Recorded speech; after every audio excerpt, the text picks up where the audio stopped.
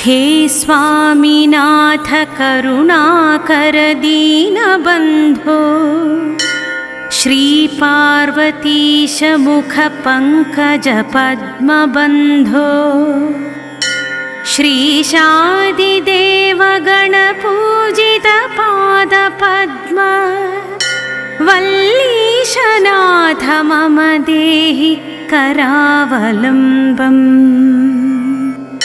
देवादिदेवसुत देवगणाधिनाथ देवेन्द्रवन्द्य मृदुपङ्कज मञ्जुपाद देवर्षि नारद मुनीन्द्र सुगीतकीर्ते वल्लीशनाथ मम देहि करावलम्बम्।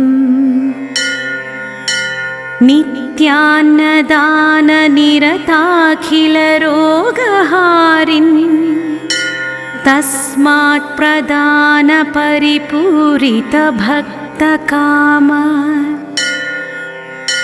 श्रुत्यागम प्रणववाच्य निजस्वरूप वल्लीशनाथ मम देहि करावलम्बम्।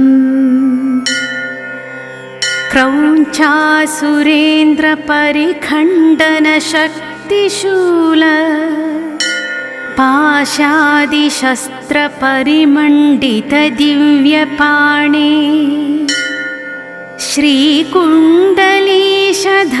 तुण्ड शिखीन्द्रवाह वल्लीशनाथ मम देहि करावलम्बम्।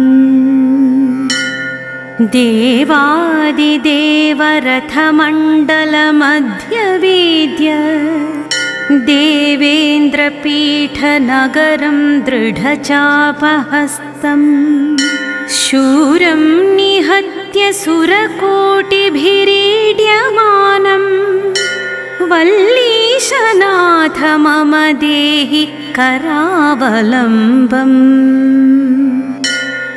हारादिरत्नमणियुक्त किरीटहार केयूरकुण्डललसत्कवचाभिराम हे वीरतारक जयामर बृन्दवन्द्य वल्लीशनाथ मम देहि करावलम्बम्। पञ्चाक्षरादिमनुमन्त्रित गाङ्गतोयैः पञ्चामृतैः प्रमुदितेन्द्रमुखैर्मुनीन्द्रैः पट्टाभिषिक्त हरियुक्त पराशनाथ वल्लीशनाथ मम देहि करावलम्बम्। श्रीकार्तिकेय करुणामृतपूर्णदृष्ट्या कामादिरोगकलुषीकृतदुष्टचित्तम् सिक्त्वा तु मामवकलाधरकान्तिकान्त्या वल्लीशनाथ मम देहि करावलम्बम्। सुब्रह्मण्याष्टकं पुण्यं ये पठन्ति द्विजोत्तमा ते सर्वे मुक्तिमायान्ति सुब्रह्मण्यप्रसादतः। सुब्रह्मण्याष्टकमिदं प्रातरुत्थाय यः पठेत् कोटिजन्मकृतं पापं तत्क्षणादेव नश्यति।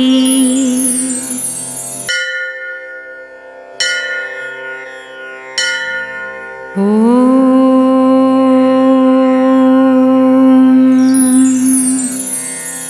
हे स्वामीनाथ करुणाकर दीनबन्धो श्रीपार्वतीश मुख पंकज पद्मबन्धो श्रीशादिदेव गणपूजित पाद पादपद्म वल्लीशनाथ मम देहि करावलम्बम् देवादिदेवसुत देवगणाधिनाथ देवेन्द्रवन्द्य मृदुपङ्कजमञ्जुपाद देवर्षि नारद मुनीन्द्रसुगीतकीर्ते वल्लीशनाथ मम देहि करावलम्बम् नित्यान्नदाननिरताखिलरोगहारिन् तस्मात् प्रदानपरिपूरितभक्तकाम श्रुत्यागमप्रणववाच्य निजस्वरूप वल्लीशनाथ मम देहि करावलम्बम्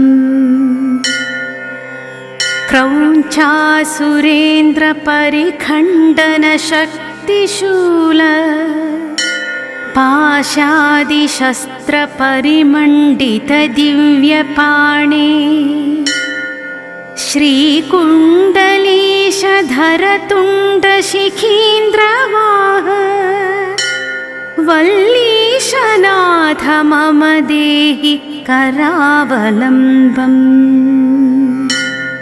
देवादिदेवरथमण्डलमध्यवेद्य देवेन्द्रपीठनगरं दृढचापहस्तम् शूरं निहत्य सुरकोटिभिरीड्यमानं वल्लीशनाथ मम देहि करावलम्बम्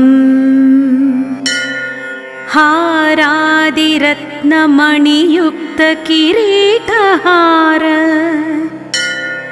केयूरकुण्डललसत्कवचाभिराम हे वीरतारक जयामर बृन्दवन्द्य वल्लीशनाथ मम देहि करावलम्बम् पञ्चाक्षरादिमनुमन्त्रितगाङ्गतोयैः पञ्चामृतैः प्रमुदितेन्द्रमुखैर्मुनीन्द्रैः पट्टाभिषिक्तहरियुक्तपराशनाथ वल्लीशनाथ मम देहि करावलम्बम् श्रीकार्तिकेय करुणामृतपूर्णदृष्ट्या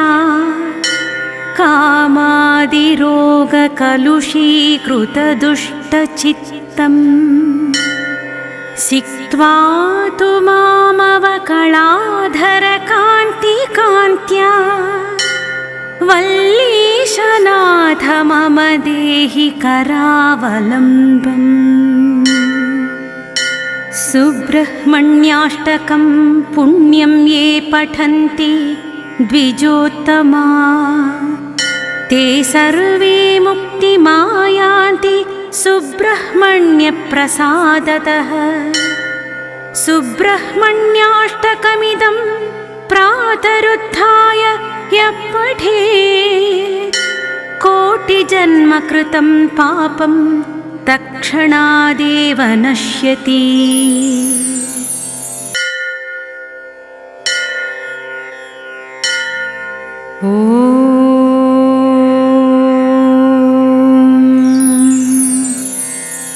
हे स्वामीनाथ करुणाकर दीनबन्धो श्रीपार्वतीश मुखपङ्कज पद्मबन्धो श्रीशादिदेवगणपूजित पादपद्म वल्लीशनाथ मम देहि करावलम्बम्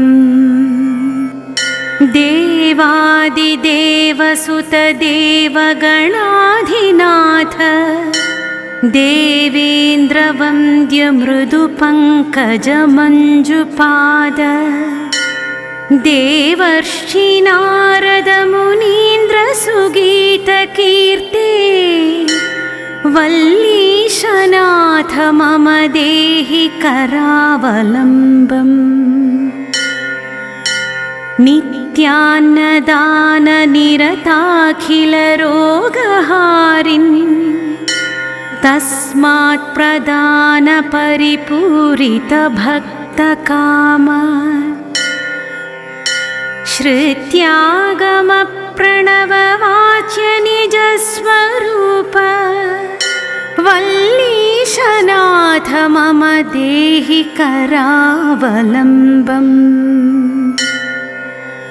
क्रौञ्चासुरेन्द्रपरिखण्डनशक्तिशूल पाशादिशस्त्रपरिमण्डितदिव्यपाणे श्रीकुण्डलीशधरतुण्डशिखीन्द्रवाह वल्लीशनाथ मम देहि करावलम्बम् देवादिदेवरथमण्डलमध्यवेद्य देवेन्द्रपीठनगरं दृढचापहस्तम् शूरं निहत्य सुरकोटिभिरीड्यमानं वल्लीशनाथ मम देहि करावलम्बम् हारादिरत्नमणियुक्तकिरीटहार केयूरकुण्डललसत्कवचाभिराम हे वीरतारकजयामरबृन्दवन्द्य वल्लीशनाथ मम देहि करावलम्बम् पञ्चाक्षरादिमनुमन्त्रितगाङ्गतोयैः पञ्चामृतैः प्रमुदितेन्द्रमुखैर्मुनीन्द्रैः पट्टाभिषिक्तहरियुक्तपराशनाथ वल्लीशनाथ मम देहि करावलम्बम्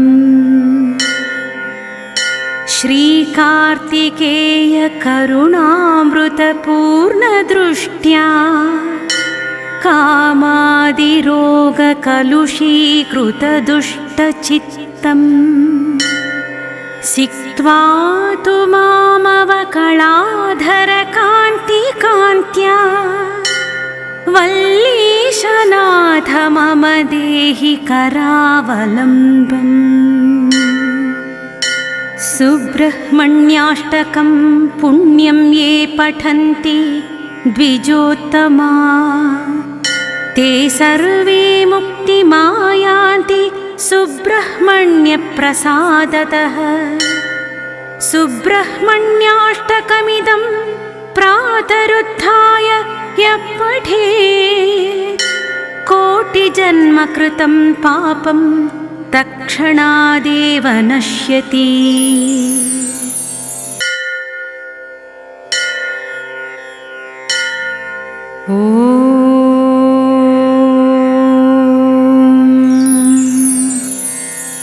हे स्वामीनाथ करुणाकर दीनबन्धो श्रीपार्वतीश मुखपङ्कजपद्मबन्धो श्रीशादिदेवगणपूजितपादपद्म वल्लीशनाथ मम देहि करावलम्बम्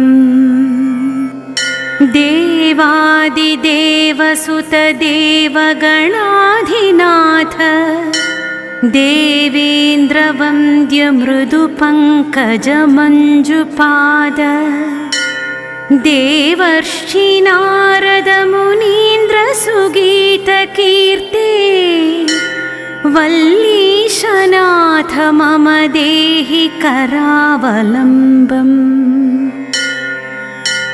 नित्यान्नदाननिरताखिलरोगहारिन् तस्मात् प्रदानपरिपूरितभक्तकाम श्रुत्यागमप्रणववाच्य निजस्वरूप वल्लीशनाथ मम देहि करावलम्बम्। क्रौञ्चासुरेन्द्रपरिखण्डनशक्तिशूल पाशादिशस्त्रपरिमण्डितदिव्यपाणे श्रीकुण्डलीशधरतुण्डशिखीन्द्रवाह वल्लीशनाथ मम देहि करावलम्बम्।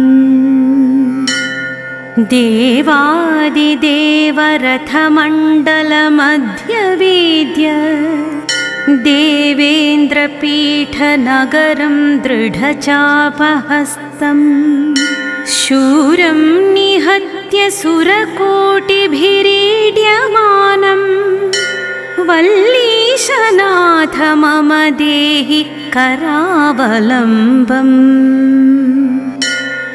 हारादिरत्नमणियुक्तकिरीटहार